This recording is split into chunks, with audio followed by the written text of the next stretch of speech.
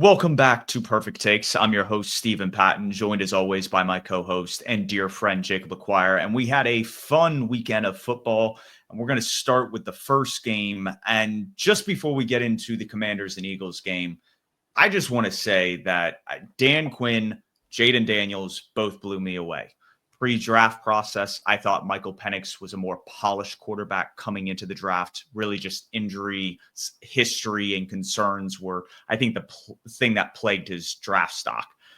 But the fact that Jaden Daniels shows up and he's not only a top 3 quarterback as a rookie in terms of the class, he's probably the best rookie quarterback right now in terms of production and what he's put on. Dan Quinn, I'm not a big fan of retread coaches that really didn't have a lot of success the first go round, obviously made a Super Bowl, but he didn't have, I want to say, like continued staying power, especially after Kyle Shanahan left for San Francisco. So the fact that those two joined together, and preseason, I had them at 4 wins, same exact win total as last year. I didn't think they had a lot of talent. I thought this was a rebuild. And then they shock everybody and win 12 games. So just want to, before we talk about the game, I just want to say, like, this Cinderella run has been very special for a lot of reasons. And it's really exciting to see where this team is going to go moving forward. For sure. Top 3 rookie QB. Jaden Daniels might have been a top 3 QB in general this year. Really good year, deserving rookie of the year. Like you said, I had Meta, I think 5 wins. So neither of us were super high expectations wise on Washington, and they blew us both out of the water, made this Cinderella run, as you put it, and comes to an end. And as we know in the NFL, it's hard to get back to the top. So I'm not expecting them to be like an NFC perennial superpower by any means, but having the rookie QB perform this well and having the head coach get a team of just like patchwork, like a lot of veterans that they brought in, and get them this far, they have a lot to look forward to in Washington. Oh, yeah, especially when you consider the cap space, the retention of the coaching staff. Cliff Kingsbury looks like he's going to return again. And just having that continuity and building on that and then adding talent through the draft and free agency is going to be huge for this team. And they're one of those, I would say, like, if we're looking at the NFC, and I know this is like an early projection, but like it definitely feels like they're like a top 4 team in the NFC, and they're only getting better. Yeah, for sure, especially with turnover with like the Lions and stuff for next year, but we'll have to see. However, for now, they played a game against a division rival. We were differing in who we thought would win this game. Ultimately, my pick came out on top. The Eagles really ran away with it, and that's both like figurative and literal. Saquon and then Will Shipley at the end ran away with the game throughout the game, and just it was the turnovers from the Commanders, and it was the Eagles just not making really any mistakes. Jalen Hurts was locked in. Saquon and the offensive line was locked in. The Eagles defense was locked in and capitalized. And after halftime, I know in the first half it was relatively close. It kind of went back and forth, kind of like the Lions game. Like they were within arm's reach in the first half, but after that, the Eagles just ran away with the game, and there was no looking back. They surpassed our record, Cam Newton and the 2015 Panthers record for, I think it's across both conferences, the highest score in a conference championship. They eclipsed 50, get 55, and they really, really made a statement heading into, I guess it's their bye week, but heading toward the Super Bowl. The Eagles are looking to make a statement and correct what happened in the Super Bowl. What was it, 3 years ago now? Well, yeah, 2, 3. I think it's 2 years ago. Yeah, It was you're right. 2023. So, with the Eagles, what's interesting is I think the 2 drives for both the Commanders and the Eagles to open the game really was indicative of how it all played out. Commanders, it felt like they were struggling to get every yard. Had 2 4th-down conversions, and I know a lot of people, especially in the analytics side, were a little bit confused they didn't go for that last 4th down before attempting the field goal to go up 3-0. And I think that was the last time the Commanders held a lead for the rest of the game. And the concern, I think, is once you get down into the red zone and you're playing such a talented group in the Philadelphia Eagles, it's hard to kind of get some of these quick passes and mitigate the pass rush. So in that instance, I think what a lot of people were talking about that I was seeing some positive discourse about not going for it was in regards to you went from a 40+ yard field goal attempt to about a 30-yard field goal attempt. And the percentage is of making a 30-yard field goal compared to a 40-yard is substantial. There is a drop there. So getting the points there, I don't think was terrible. But I mean, the first touch for Saquon Barkley, he rips it right down the sideline. Dante Fowler accidentally clips his own teammate or picks his own teammate and Bobby Wagner and breaks a couple tackles down the sideline. Jeremy Chin, ex-Carolina Panther, could not bring him down. And that, like you were talking about, they ran away with this one.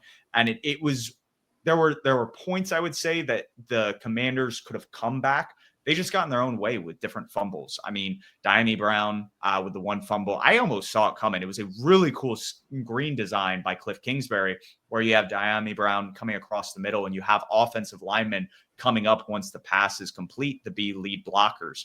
But as he's getting tackled, it's a double team. And this is what Vic Fangio has taught the defense is rally to the ball. And if you have one guy tackling, the other guy's punching at the ball, sure enough, it came loose. They recovered it. And it was always after these turnovers that they were scoring touchdowns. And it's hard to kind of get out of that deficit when you're not getting out of your own way on offense, and then your defense can't stop the opposing team. Yeah, and to go back to your fourth down point a little bit earlier, I think they kind of, or at least Dan Quinn kind of realized and tried to correct that moving forward. The next drive, we saw the fake punt with Tressway that they converted, and I think he understood after that hey, this is going to be a shootout. We got to get the points, but like you said, they just got in their own way at some point, like fumble and then another Eagle score, then another Eagle score, and the Eagles aren't fumbling.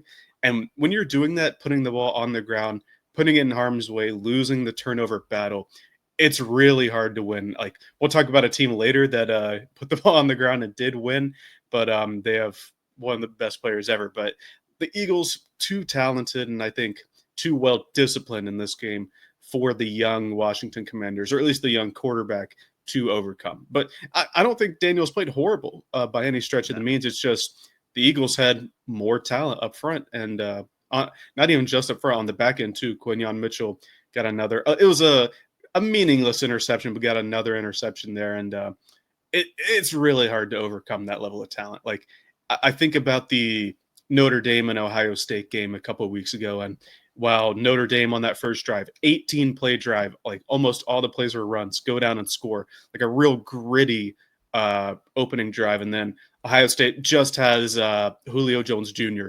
on the other side of the ball, and they just have like 8 other first-round picks that are going to bully you. That's kind of how this game felt to me.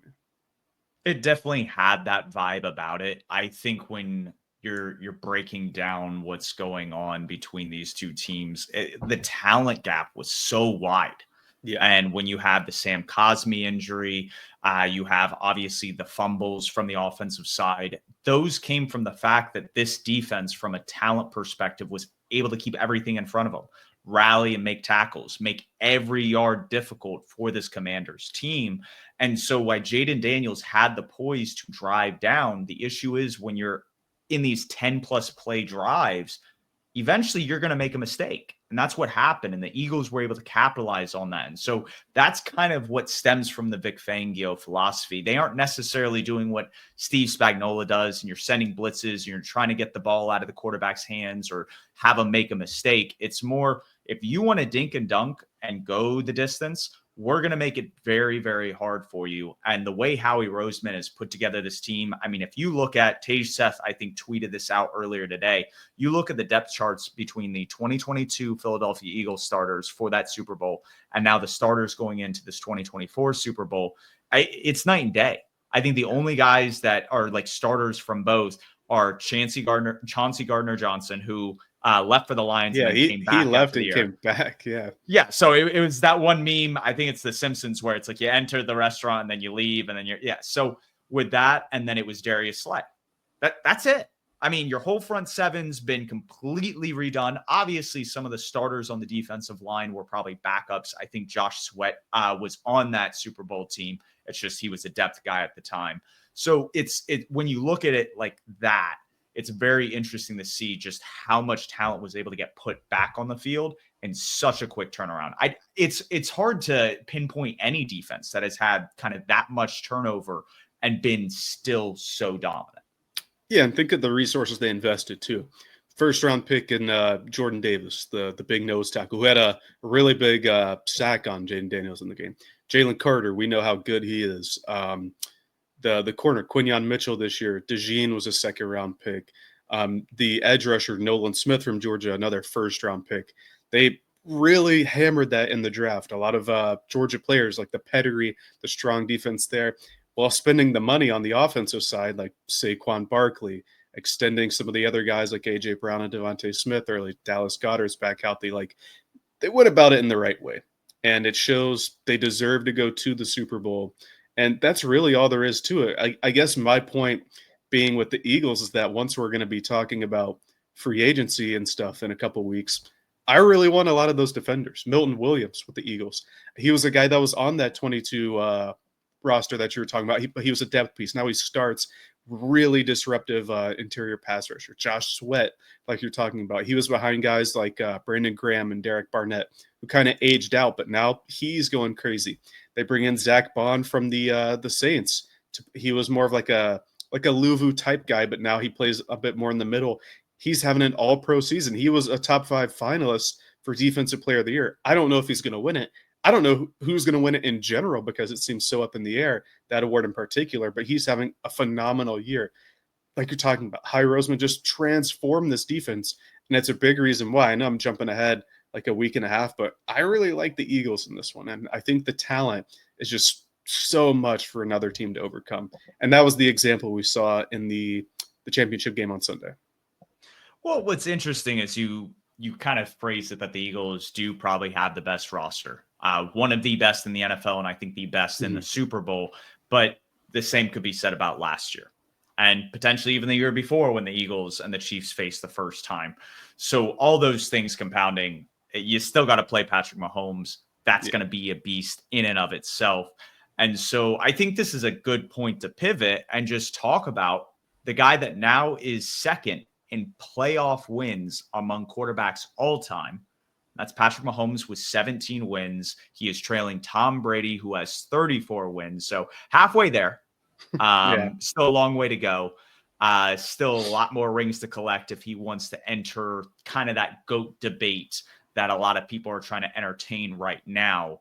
But I think a good way in getting there is going to be the three-peat. But before we can get to the three-peat, let's talk about the journey there through Arrowhead, hosting yet another AFC championship game in a classic against Josh Allen and the Bills. First time the Chiefs went over 30 points this year. So go figure. They saved their best for one of the last games in the year.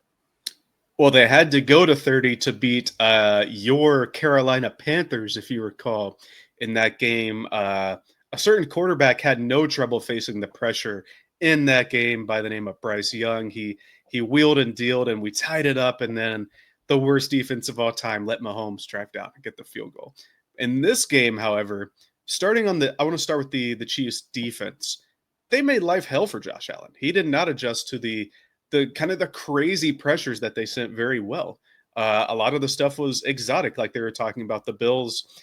This is a point to their offense, but their defense as well. Some of the Bills players were saying they were running stuff we've never seen before. Like the Chiefs were certainly ready for this game. They knew how dangerous the Bills were. The Bills had just beaten the Ravens, another good team, and I think they were the more prepared team, and they executed better. Talking about their defense, the pressures they were bringing, especially on that last one, were outstanding. They stuffed Josh Allen. What was it, on 3 of 5, like 4th and inches attempts, 4th and 1 or less. Josh Allen had been stopped one time all year on 32 attempts. And in this game, they stopped him 3 out of 5 times. Obviously, one of those times was controversial, but the other 2 weren't. And a lot of the stuff in this game wasn't controversial because the Chiefs were ready to play and they executed well. They absolutely did. And your point about the quarterback sneaks, I think the fact that they had such great success against it bodes very well for the matchup that's coming up here in the next little bit. So we'll monitor that more. We'll talk about it obviously in the Thursday preview we do, not this week, but the following week. But to get into this game, I love the offensive game plan from Andy Reid. On that first drive, you go 90 yards, you score a touchdown, use a lot of RPO, catch the Bills off guard. And then when you're down in the red zone, you're kind of in this like bunch formation. You're running a read option look, and it's a counter to Kareem Hunt that you hand off initially. He scores a touchdown. Well, you run that same look in the red zone later in the game, and Mahomes is keeping it. He's got Kelsey as his lead blocker, and he rumbles on into the end zone. And I think that's the theme of kind of these championship games. Jalen Hurts, Patrick Mahomes, we're talking about 95th, 96th percentile performances from an expected points added reference, so efficiency standpoint. And they're rolling people over. They're finding that opening lane, whether it's a scramble or a design run. And I think you have here down in the notes, and I think Dan Orlovsky has talked on this, I don't think we've seen many design runs from Patrick Mahomes in quite some time. And he had 2 of them in this game, and they were very impactful plays. One on 4th down, and obviously the one touchdown we just talked about out of that bunch formation where they ran a counter for the first touchdown. Yeah, since Patrick Mahomes' kneecap injury, and I think that's the one that dates back to the Jaguars game against Trevor Lawrence in the playoffs. I think that was that one. It's either that one or the Browns game like 5 years ago. Was that a knee or was that a high ankle sprain? Because I remember it being an ankle one. I think it's the knee. I think the ankle was in the Browns game where Chad Henne had to come in at the end. It's either that or they're flip-flopped. Either way, we have seen exactly 3 design run calls since then for Patrick Mahomes. One was in the Super Bowl last year, which they ended up winning. And then 2 were in this game, the 4th down keep and the touchdown call. Not only that, he was a good scrambler too. Like on some of the scrambles, it looked like the Bills defense was just like, wait, like they didn't recognize that he had the ball. Like he was just running. He was like, oh, I have 10 yards. Let me just keep going. And then they adjusted to him. I think, and I talked about the defense earlier, but the offensive game plan to me was the key difference. Like looking at a guy and like Andy Reid versus Joe Brady. Andy Reid knocked it out of the park. That first drive, like you're talking about, they RPO'd him to death. It looked like the Bills, like you're saying, were asleep. They weren't ready for the stuff that was over the middle. They weren't ready for what went down in the end zone either. And then later in the game, some of the run adjustments that they did, bringing in Pacheco to run on the last play, bringing in Samaj Pirine, who hadn't touched the ball the entire game, giving him the final touch. Just the adjustment made by the Chiefs was incredible. And despite all the stuff that went wrong for the Chiefs, because I think a lot of people want to pivot this to the stuff went wrong for the Bills. The Chiefs, there were 5 fumbles in the game, and the Chiefs didn't recover any of them.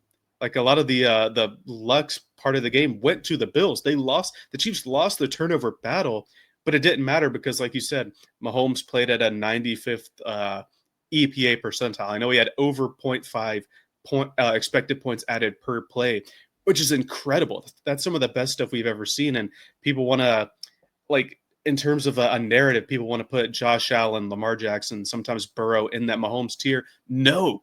Even in these games where Josh Allen didn't really make many mistakes, Mahomes smokes him from an efficiency perspective.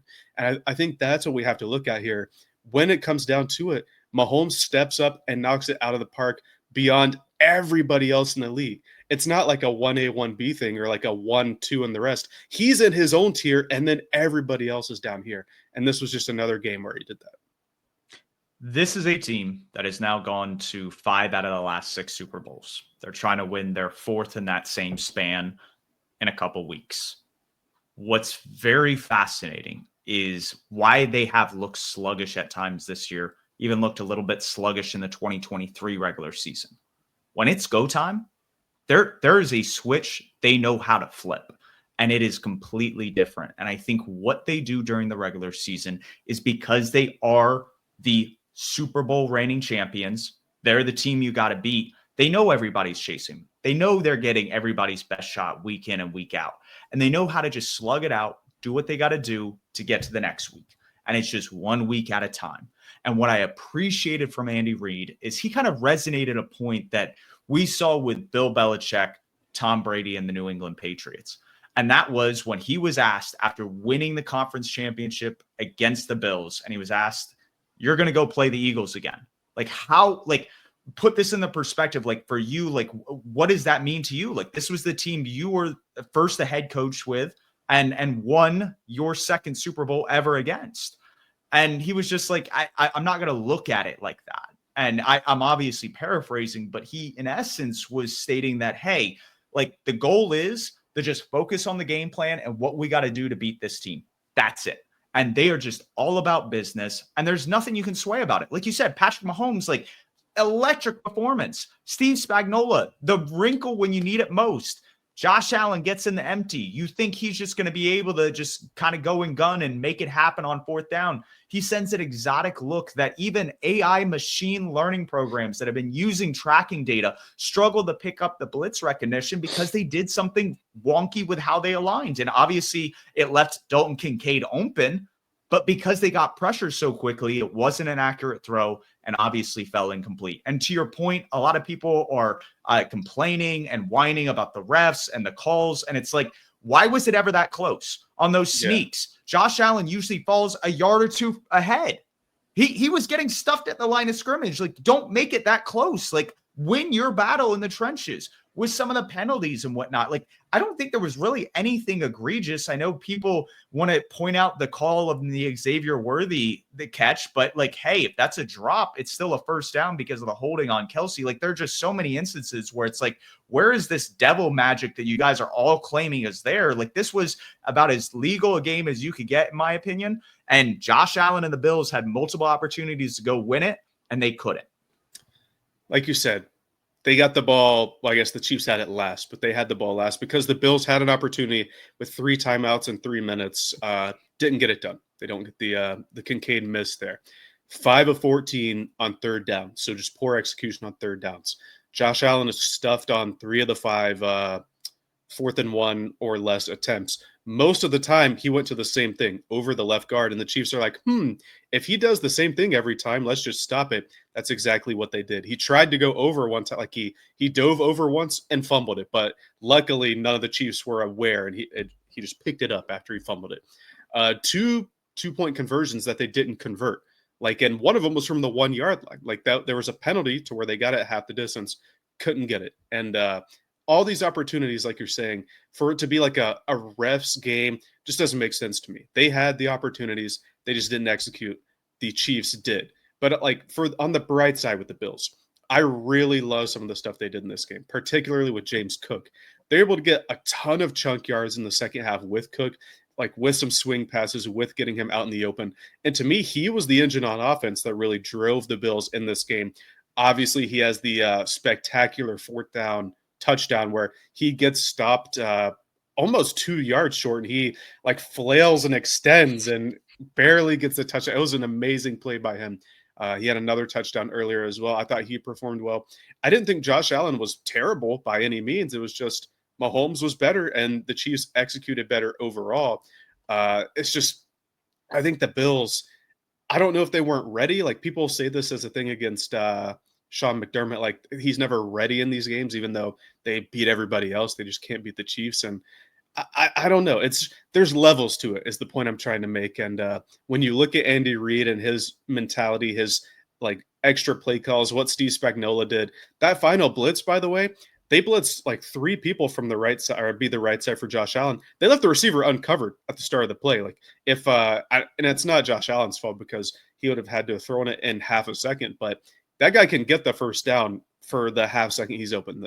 But that's neither here nor there. It's just getting to that level. Andy Reid, Spagnuolo, Mahomes, even guys like Xavier Worthy, who stepped it up. By the way, another person the Bills traded to the Chiefs essentially, from Mahomes to McDuffie, now Xavier Worthy. Maybe stop trading with the Chiefs, Brandon Beane. But all of these guys know how to step it up. And I think that was just the difference. Like, there's levels to it is the point I'm trying to make. And to prove that point, like you said, the Chiefs are going back to what, Super Bowl 5 now in the Mahomes and Andy Reid era. It's just incredible.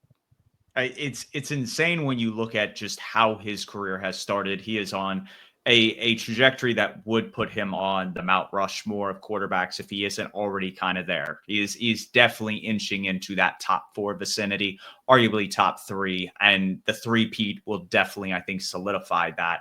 When you look at just the extra gear the Chiefs are able to go into, I think it's just a testament to the coaching staff. We talked about how the Bills and Ravens were going at each other, pretty much the vie for who was going to lose to the Chiefs a couple weeks ago. And that obviously is what came about. But what's interesting is Sean McDermott and John Harbaugh, they were with Andy Reid and Steve Spagnuolo back with the Philadelphia Eagles in the 2000s. So there's an element that I think Andy Reid, because he's been coaching longer, because he was their mentor, that yes, they were all able to identify their superstar alien quarterback in the draft and have been able to build a great team around all of them. I mean, these are all juggernauts in the AFC that go at it each and every year over the past half decade. But it just doesn't matter because, again, Andy Reid, whether it's just he's got more experience, he was their teacher, so he kind of knows who they are, or it's just because he saves his best for last. I think that's something he's grown into, is that he knows what he has to do to get that extra yard. And that's my concern with Joe Brady and Sean McDermott right now with the Buffalo Bills. Do I think you need to fire them or move on from them? No. But I think if you aren't getting anywhere over the next year or two, taking a change of directory at that position may be in your best interest. We saw the Tampa Bay Buccaneers in the late 90s, early 2000s move up in the playoffs, get to the championship game, but can never get to the Super Bowl. I mean, this was a team that put the greatest show on turf on breaks. Like, I mean, they stopped them full halt. They didn't make it to the Super Bowl, but they showed why Tampa 2 was so effective. And so that kind of mentality of, okay, Tony Dungy was great, but he can't get us there. We got to go trade for John Gruden. I think that's something that the Bills have to start considering if they can't get past Andy Reid. But again, how many coaches in the NFL, if any, can right now? The only one that can is probably on a beach somewhere. I don't know what Bruce Arians is doing. He also had Tom Brady at the time, by the way. So that's neither here nor there. You talk about them maybe in the future needing to upgrade at those leadership positions. They did that a couple years ago, firing Ken Dorsey and promoting Joe Brady. And once the ceiling hits here, are they going to do the same thing with Joe Brady or McDermott? Who knows? But when you're talking about Andy Reid and how he's able to play against his former pupils, reminds me a lot of Belichick. Like the Reid and Belichick comparisons are going to be pretty big over the next couple of years, because I think Andy Reid is approaching the all-time wins list. I think he needs like 3 more years of really good wins to get there. But Belichick always would be his disciple, so to speak. Whether it was Matt Patricia, not Vrabel, the Texans guy, Bill O'Brien, Yep. Like a lot of these guys, I think Romeo Crennel at one point as well. Like all these guys that were underneath Belichick, he knew how to get past them.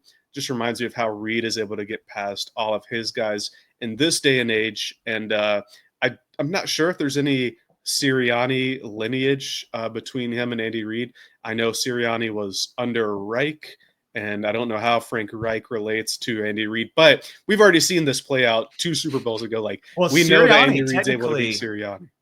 Has ties to like the Belichick tree. I think he coached underneath Romeo Crennel and a few other guys. I don't know if it was Josh McDaniels, but it was a few of those guys. He didn't coach directly under Bill Belichick, but you want to talk about Reid and Belichick. We're kind of getting that a little bit here. Yeah. And Nick Sirianni does take the approach of not calling plays. So very, very much like the team manager, so to speak. Well, when you get between like Reid and Belichick, their trees are going to intertwine at some point, because you have like all the old great trees, like the Parcells, the Schottenheimer, which we'll talk about in a few minutes. But and then there was one more, I can't remember, like the Bill Walsh, the big 3, big Walsh. Because that's how you got, yeah. But all those trees eventually intertwine. You get Belichick coming off of one of them. You get Andy Reid coming off. So all of the current coaches are going to have some tie to either Belichick or Andy Reid in some capacity. I think we're going to see McVay be one of those big trees in the near future. I don't have much more to say about this game other than the fact that early in the game, I thought it could have gotten wonky for the Bills, but they really locked in after that first drive and played well. It's just, again, I think the Chiefs were more prepared, more deserving, and like you said, if things continue to be this way, if they can never get over the hump, we might see some differences soon. But for now, I think the coaches are going to stay the same there. And I think you had a segue, so I'm going to let you hit the segue into the coaching hirings. I had one real quick, but you talked about it earlier. No, you're good. In regards to just a Super Bowl winning head coach, definitely a little bit on the older side, but I think he's still very much young at heart, and that's Pete Carroll. Was interviewing with the Raiders. I didn't know if they would try to bring in Robert Saleh after it looked like the Jaguars were pivoting back to Liam Cohen. They decided to go with Carroll, and I think that's a great decision. I don't necessarily think he's a coach that's going to have you in the playoff hunt necessarily, but I think he's a culture builder, a guy that has an eye for talent, can develop a locker room and camaraderie, and then that's where you can pivot to your coach of the future. So I think Pete Carroll is a good bridge coach. I think he signed a 3-year contract with the Raiders. I like it. Super Bowl winning head coach. Just like I talked about with the Tampa 2 with Tony Dungy, what Pete Carroll did in Seattle in the early 2010s with cover 3 and having that 3 high look and being able to draft players that fit that kind of style of play, that was unique in of itself. The Legion of Boom is one of the best defenses we've ever seen. So the fact that he gets to go to Las Vegas, they have talent on that side of the ball. I don't know if they necessarily have a vision for the quarterback, but we saw when Carroll was with the Seahawks, they drafted Russell Wilson. So maybe they go after a guy like Jalen Milroe, build around him and his mobility and work with that. Maybe they continue the trajectory with Aiden O'Connell and just worry about just building the roster. But what are your thoughts on the hire? I love it. With them and the Jets, I think those two in particular, they needed like a culture guy, like someone who's going to set the tone. Obviously, Aaron Glenn played there. He's done that before. We know what he's able to do. But Pete Carroll, when I think of the Raiders, I don't think of any of the modern teams. Like I think of the old John Madden teams, like the feisty, scrappy teams, like the Dan Campbell bite your kneecaps off. Like that's kind of what I think about with the Raiders. And they haven't been that like in our lifetimes, essentially. Not to like date ourselves here, but like I was born in '98, and the Raiders, I don't think have been relevant any year except for the one Derek Carr year when he ended up breaking his leg. Wait. All right, so Tuck John rule. Gruden. No. John Gruden took the Raiders to the playoffs back-to-back years, and then when he went to the Buccaneers and they won the Super Bowl in 2002, who did they play? Rich Gannon and the Oakland Raiders. My so fault. they would definitely been. I was this many years old. 4, yeah. So that might have. You just said in your lifetime. That's fair. I was just calling the lifetime. Which, by the way, what an awesome start. The earliest game I can remember was the Panthers-Patriots game. I was like 4 or 5. What an awesome start to my Panthers fandom, only for it to like nosedive after that. Go downhill from there, yeah. Yeah, neither here nor there. In my conscious memory, when I can recall being able to remember and think, the Raiders haven't done anything except for the 1 year, like I was saying, with Derek Carr. He ends up breaking his leg, and they have I don't even remember who they had in the playoffs that year. That year, the Texans, and they, I think, lost in Houston. I'm saying that year, like 3 of the 4 wild card teams in the AFC that year all had backup quarterbacks. Yeah. And it was just a crap show. Either way, the Raiders never got back to that point, and they haven't really sniffed the playoffs since then. But to bring in a guy who's not only been to the playoffs but won a Super Bowl, been in multiple Super Bowls, the Seahawks were really in contention for the better part of the decade while he was there. Even their lean years, they were able to make playoff games. I remember them playing against the Carson Wentz Eagles and winning, and that kind of put the downward spiral with the Carson Wentz's time with the Eagles. That was near the end of Russ's tenure as a good starter, but they needed that culture guy. They needed to get back to the John Madden scrappy, feisty team, and that starts on the defensive side. Like you're saying, I really like the pairing there. I think they should go defense on with that 6th overall pick there. Really build up that type of thing. But yeah, really like the hire. I think it's a good bridge, like you're saying, that Pete Carroll can get his guy in there, maybe coach him up for a few years. I know Tom Brady has a big involvement there, so maybe Tom Brady will him and Carroll and Spytek, the GM that they officially hired, who has ties to Brady from Tampa Bay, maybe they can turn it around in the next 2 or 3 years. But I really like that hire. Like, I didn't know what direction they could go in because they weren't going to get a young offensive guy if Ben Johnson wasn't going to go there. So I think this is like the next best thing. Yeah, no, for sure. I think the only thing that might have been a little bit better is Liam Cohen. And that's just because I think he offers a lot of upside in offensive play design. And at that point, it's just bringing in maybe an ex-head coach. In the case of the next team, I think we're going to talk about, and the Dallas Cowboys, for their defensive coordinator position, hired Matt Eberflus, the head coach for the Bears the last few years. Was fired in season after the Thanksgiving game against the Lions, and just how the clock was managed there at the end. While I think his abilities as a head coach has spoken well enough for itself, I think his ability as a defensive play caller is definitely there. And the fact that he has ties in Dallas, I think really is what Jerry Jones is looking for this year.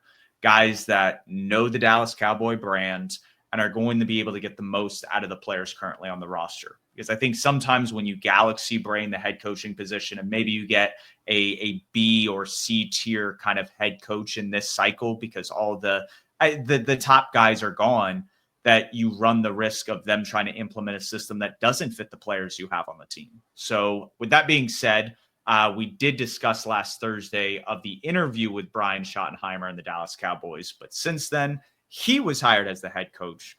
What are your initial thoughts? I know you think they are a laughable franchise for this move.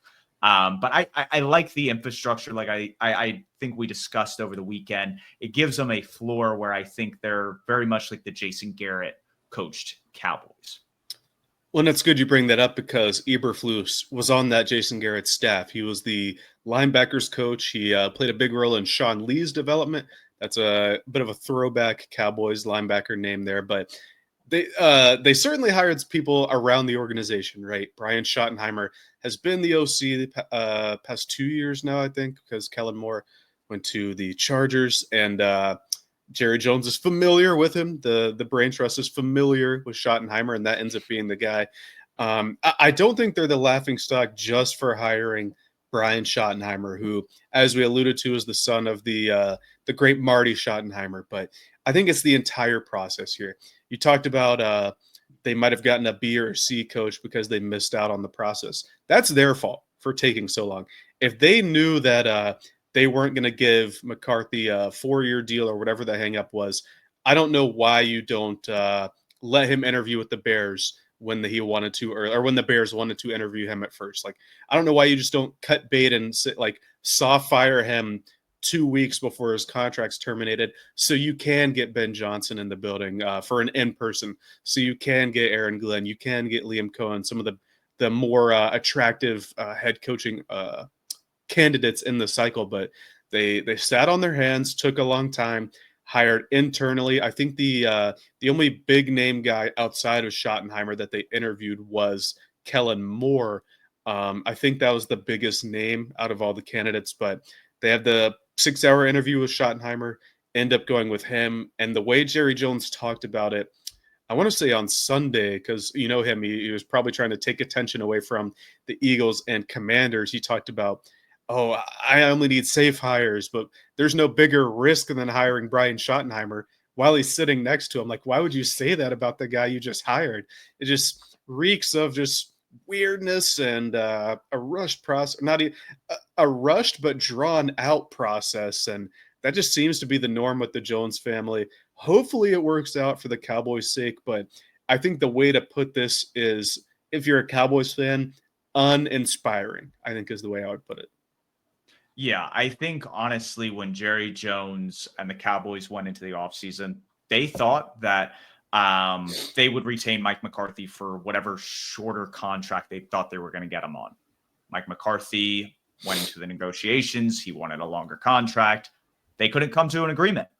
And so I think that was the reason why they said, Chicago, don't interview him. They had the intention of continuing with Mike McCarthy. Had his deal not expired this year and still had another year or two on it, they probably don't do anything. And I think But that's really. But don't you think this is a conversation they should have had before the season if they were content with continuing to have Mike McCarthy as their head coach? This is going Well, back to the how the Cowboys like have done things. They waited till the end with Dak when he gave him all the leverage, like the stuff with the corner they used at Byron Jones, the linebacker, Jalen Smith. Like they've done this forever. Like, don't you think if they were willing to have McCarthy continue to coach, they should have gotten it done before his contract expired? Like that's the kind of stuff I'm talking about with them. so I think in regards to that is there was at one point where Dak went down in the season. You even called it that this team, and I don't know if Dak had gone down by time you had called this, but that the Cowboys would miss the playoffs. They wouldn't look good. Well, Dak goes down. They do look like they're going to spiral. And then Mike McCarthy, I don't know what he necessarily did, but he is a guy that the locker room supports him, believes He in rallied him, the troops, and vice versa. And they were able to win a few games that they probably should have. And so, like, kudos to him. And I think that's what changed their mind is like, hey, even when we had Dak gone, we're still like a 500 team. Like we can work with this. Like we're still in the rebuild process of this offensive line. Maybe we can fix that up next year. So it's one of those things that I don't know if they were necessarily sold Mike McCarthy would be that guy. They might have had the halfway through the year. Yeah, when it comes time, we're going to schedule interviews with other guys and we're going to kind of explore the market. I think they really got sold on him at the end of the year. And then when things went sideways, what you have now is you're hiring internally and you're hoping for the best. But even if halfway through the season they didn't believe in McCarthy, and I'm not a huge McCarthy fan, but he did just lead them to, prior to this, 3 consecutive 12-win seasons. Like even halfway through the season, if before the turnaround I put loosely because they still finished 7-10, even if they thought this might not be our guy, let's try to explore options. Why not fire him then and have the guy that they ended up hiring be the interim guy if they wanted to get a look at Schottenheimer? Then they could still be on the at the forefront of getting a Ben Johnson or somebody. I don't think they would have gotten him, but they could have gotten better looks is what I'm saying. Like, I don't know. If they were never sold on McCarthy halfway through the season, I just don't think they were ever going to get a deal done, even if they rallied to go 7-10. But I think we've talked them to death. There's not much more we can say. I think Jerry Jones still thinks that the star, I know this isn't a star, but if this was the star on their helmet, that's going to bring people in. This isn't the 1990s anymore. And that's the final point I will say about the Dallas Cowboys. You brought up a guy that they could have missed in this cycle by being too tentative, by taking too long. This was a guy that last time we spoke was reported to go back to Tampa Bay. There was a contract in place because Jacksonville, well, he's saying this wasn't the reason, but I think we can allege that it was because Jacksonville had intended to retain Trent Baalke. Well, then Trent Baalke just gets fired mysteriously, and then there's no news on the Liam Cohen front, and then he finally agrees, I think it was on Saturday, either Friday or Saturday, to be the head coach of the Jacksonville Jaguars. It took him a roundabout way to get there, but he's finally there in Duval, or as he says, Duval, like he's saying it like a question in his press conference. How do you feel about the hire? And I guess from two fronts, how do you feel about it for Jacksonville, and how is it going to go for Tampa Bay, who has to replace their OC again after both Dave Canales and Liam Cohen are now head coaches? So what I don't understand is before the interview processes started for a lot of coordinators, there was talks with Shad Khan, and Trent Baalke was on the Zoom call sitting right next to him. He goes, hey, we bring in a head coaching candidate that we really like, and he doesn't like the general manager, we're getting rid of him. With Baalke sitting right there. Then Liam Cohen interviews, goes, nah, I'm good. I'm going to stay at Tampa Bay. And then Shad Khan fires Trent Baalke. That's what I don't understand. All this is already said, hey, if we hire you and you don't like the GM, he's gone. So I don't know where that got lost in translation, because Liam Cohen needed it that before he came on board, which I get, but at the same time. There's another piece of that report that says Liam Cohen's making Ben Johnson money now too. So I'm sure Shad Khan upped the offer, and that helped entice him. But I agree with you that the situation was tenuous at best with Trent Baalke. Like we talked about it over and over for the past couple of weeks now, that he does not have an impressive track record as a general manager outside of the Jim Harbaugh hire, what, 15 years ago, 14 years ago, or something like that. And so I'm with you to keep him this long after Byron Leftwich said no a couple years ago, and Ben Johnson saying no 2 years in a row, and Liam Cohen, the next best guy, says no. Then it finally clicks for you. I don't get it either, but at least it finally clicked, and Liam Cohen is there now, I guess is the point that I've arrived at. Well, for me, it's from the Liam Cohen side, because I feel like if you're in that interview process and that's already been stated publicly, that you would have already known that. So him to go back to Tampa Bay, maybe it does align with your argument of that maybe he was being offered 10 million and now he's getting offered close to 15 million. There was more money thrown on it. The other thing that I'm kind of dismayed about, just how the NFL rules work. All of this stuff behind closed doors was because they had to bring Patrick Graham in for the one interview to kind of meet the Rooney Rule. And I don't think Patrick takes that interview if some of the Liam Cohen meetings kind of behind the scenes doesn't happen behind the scenes. Like if that's out in the public air, as much as Tampa Bay fans are upset, and to their dismay, it's like you can be mad all you want. Like going back to the Buccaneers, I talked about Tony Dungy earlier, but it happened with Lovely Smith in Tampa Bay, and I'm shocked it didn't happen with Todd Bowles. I hate to say that it's always the white guy that's kind of kicking the black guy out in Tampa Bay, but like in scenarios, like that's what I thought was the natural progression. Like, why are you just giving a pay raise as an offensive coordinator? You know, even if he doesn't get hired this year, he's probably getting hired next year. And like that's, I think, the disconnect that I have in Tampa Bay is that their fans are upset, even though the front office had the opportunity to do what the ownership group has approved on multiple occasions, and it's worked out in their favor.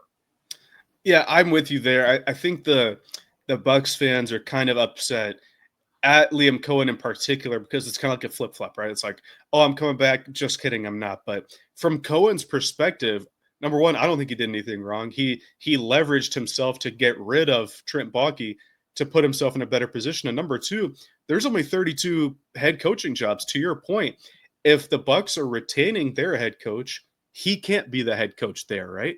And if some other team is offering a head coaching spot with a 10 or 11 million dollar pay raise, because offensive coordinators make like 3 or 4 million at the high end, if they're offering a head coaching spot and a big pay raise, I'm going to go take it, especially when, like I talked about in my take last week, it's a 2.5 hour, maybe 3 hour drive up the road. I don't know Florida traffic. It's been forever since I've been in Florida, but he just had to hop on Interstate 4 through Disney World and up I-95, and he's there. Like this wasn't a far move. It's a promotion that only 31 other people can say that they have in the NFL. And it's a big pay raise. Like it's a triple win for Liam Cohen. And I wouldn't blame him for taking the spot. Like, think about the Panthers back in the day under Ron Rivera. We lost Sean McDermott, Steve Wilkes, back-to-back years. I don't blame them for taking head coaching jobs. It's 1 of 32, right? Even though it left our defense in a worse state, eventually, you can't really blame him for it. And then from Liam Cohen's perspective, the only time I would say no is if Steve Wilkes or Sean McDermott had stayed in the NFC South. At that point, like, yeah, F them. That's and maybe it's different because they're both Florida teams. Maybe there's like a hang up there, but Jacksonville, I don't think plays Tampa until 2027. So it's going to be, knowing Jacksonville, Liam Cohen might not be there in 2027. Like, we never know if they're hiring and firing coaches quickly. But I think from Cohen's perspective, in terms of like on-field product, I think it's enticing, right? You have Trevor Lawrence there, who I think we both agree has high potential. He just hasn't necessarily met it in his time there. You have Brian Thomas Jr., who I think is going to win. Well, it would be Jaden Daniels, but if there were no quarterbacks in the group, I would put him as rookie of the year. Him or probably Brock Bowers, who's first team All-Pro. But phenomenal rookie year. They have some pieces on the O-line. I think they should probably add more, and we'll talk about that more during draft season as it approaches. But they have there's a foundation there, more so than a team like the Raiders, I think. And I think if he can infuse some of his schematic stuff, get maybe another receiver in there to take the Mike Evans role, maybe Tedero and McMillan, because they have a pretty high pick there. I think they can do some fun stuff in a pretty bad AFC South next year. Yeah, no, there's definitely an opportunity to seize a moment that may not have been there last year, at least by the looks of it, with the Texans getting better. It looked like the Colts had added some talent. The Titans were paying a lot of guys in free agency. But with this kind of hire, you put Trevor Lawrence maybe on a trajectory back to where people think of him as a top 10 quarterback in this league. If he's able to clean up some issues, have some easy buttons that he didn't necessarily have in Doug Peterson and Press Taylor's offense. Liam Cohen, he comes from the Sean McVay tree, was the offensive coordinator during their Super Bowl win with Matthew Stafford, the offensive coordinator for Will Levis, got him drafted in the second round, in my opinion, and then it's made Baker Mayfield look good. So I think his track record shows that he should work wonders with Trevor Lawrence and this Jaguars offense. I would not be surprised if Travis Etienne kind of takes a Bucky Irving role. You have your bruising back with Tank Bigsby there, which I don't necessarily think he had that element in Tampa Bay. So I'm very curious to see how they use that piece. But similar to the McVay tree, you have the Shanahan tree. And around the NFL, there have been other coordinating hires. Robert Saleh, I don't know if we talked about this on air. I know you and me talked about this personally, but I would be a good candidate to return to San Francisco. This was a guy who had a lot of success with the 49ers, got hired from the 49ers. I think getting back to his roots and getting that defense back on track is his goal and his priority this year. And I think he's going to do a good job at it. My question would be, does Bobby Sloak return? He just got fired by the Texans. I think he would be a great addition to a staff that has lost a lot of pieces over the last half decade. Just curious on kind of your thoughts, if there's any you have on those two hires. Yeah, I think the Robert Saleh one was kind of expected, right? After the Jags went with Liam Cohen. So I kind of like that one. Their defense tailwinded quite a bit. The Niners defense, that is, this past year. We saw how good the Jets defense was with Saleh. We saw how good the Niners defense was with Saleh for 3-ish years ago now, 3 or 4 years ago. So like that one there, familiarity. Bobby Slowick, I could see him going back.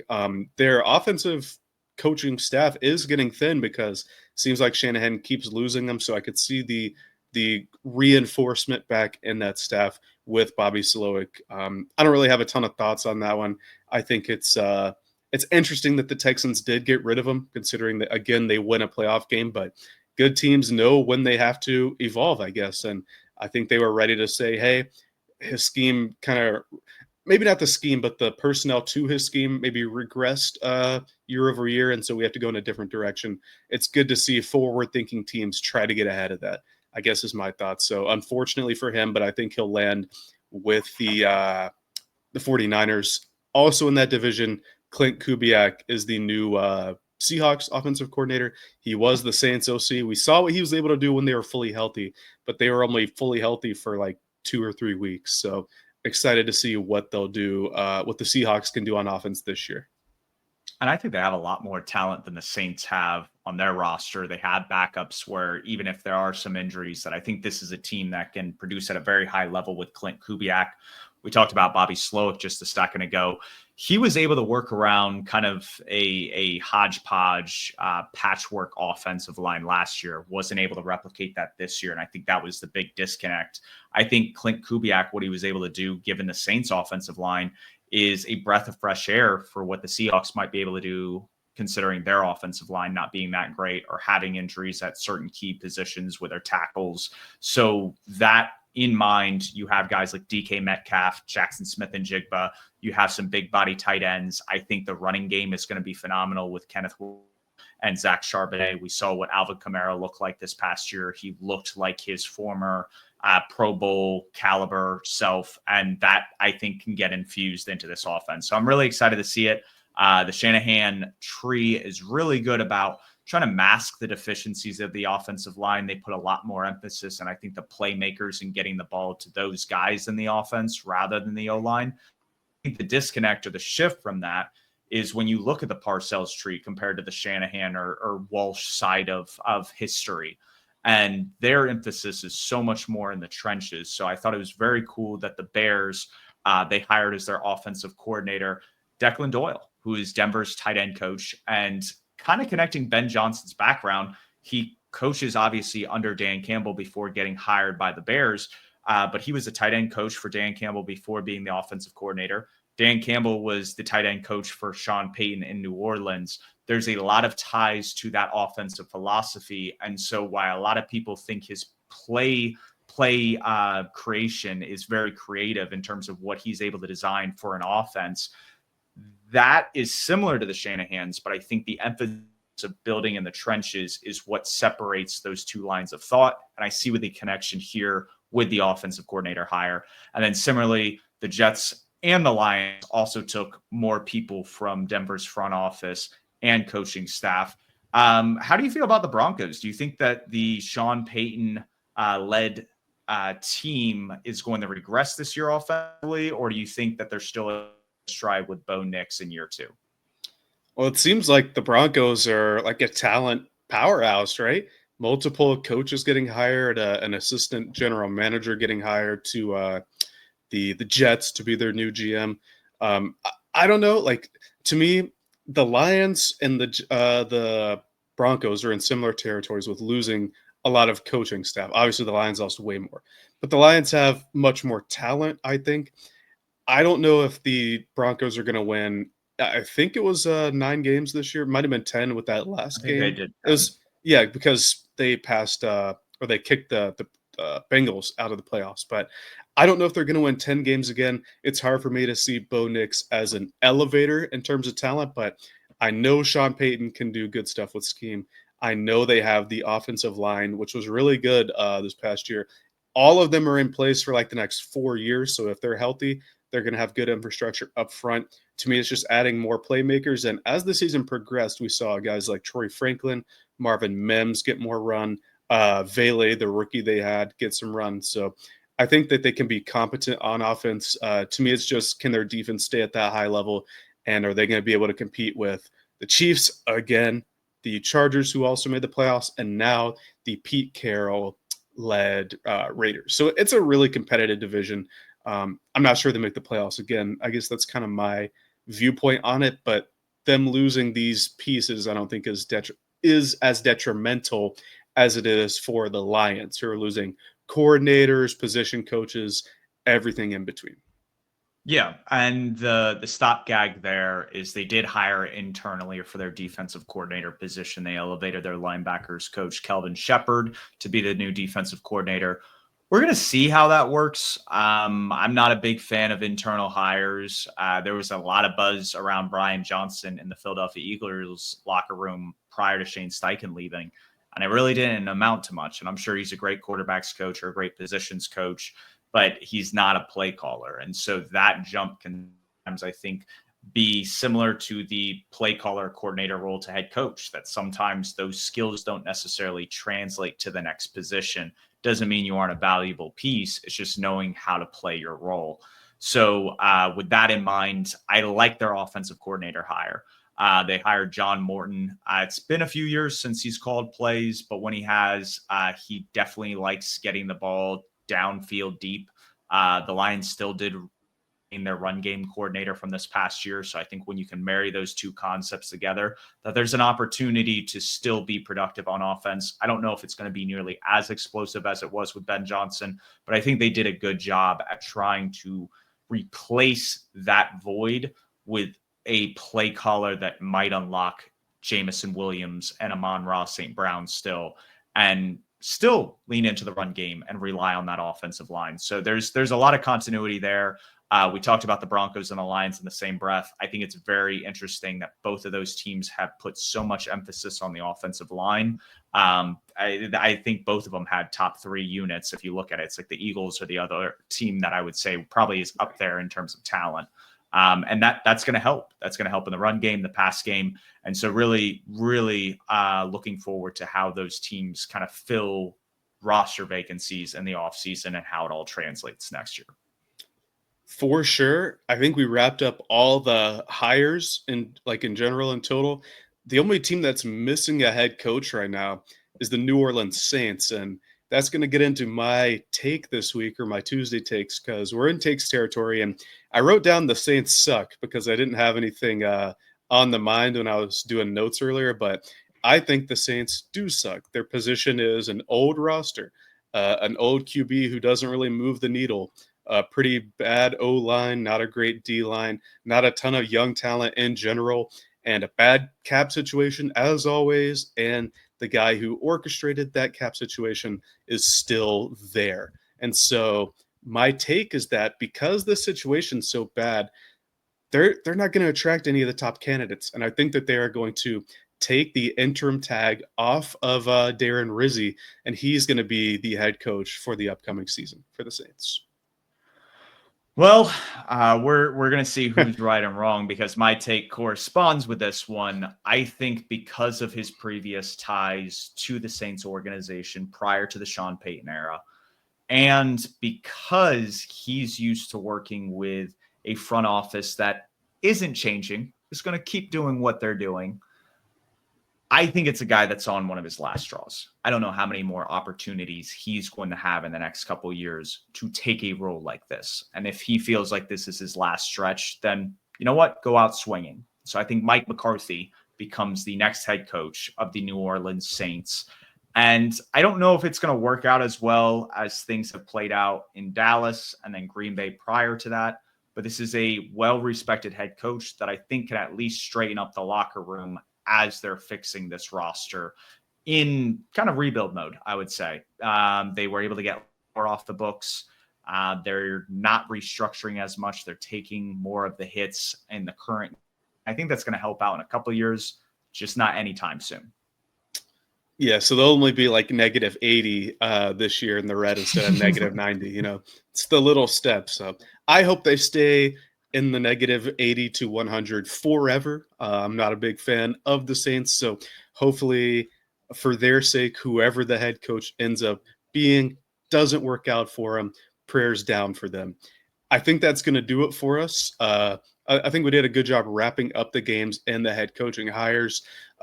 Through this week and to next week, we'll talk about more of the playoff implications, where teams are moving forward after being kicked out. And finally, next week, we'll obviously break down the Super Bowl because that'll be the big game. But until then, stick with us. Follow us on Twitter, YouTube, wherever we are found. And yeah, keep pounding.